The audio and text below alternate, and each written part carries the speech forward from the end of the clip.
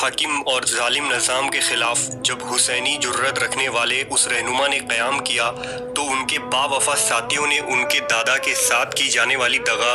اور دھوکے کو یاد دلایا اور یہ خدشہ ظاہر کیا کہ کہیں ان کے ساتھی بھی انہیں امام حسین علیہ السلام کی طرح تنہا نہ چھوڑ دیں۔ لیکن حق کے لیے تلوار بلند کرنے والا وہ فرزند نبی تعداد کی کمی اور دشمنوں کی سازشوں سے کہاں ڈرنے والا تھا۔ آخر کار 61 سالوں بعد تاریخ نے پھر واقعہ کربلا کو دہرایا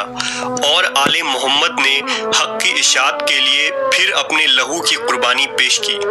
اس مظلوم شہید کا نام حضرت زید ابن علی علیہ السلام تھا، جو امام زین العابدین علیہ السلام کے فرزند اور امام حسین علیہ السلام کے پوتے تھے،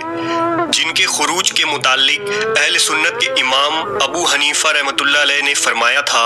کہ بنو امیہ کے خلاف زید کا نکلنا نبی صلی اللہ علیہ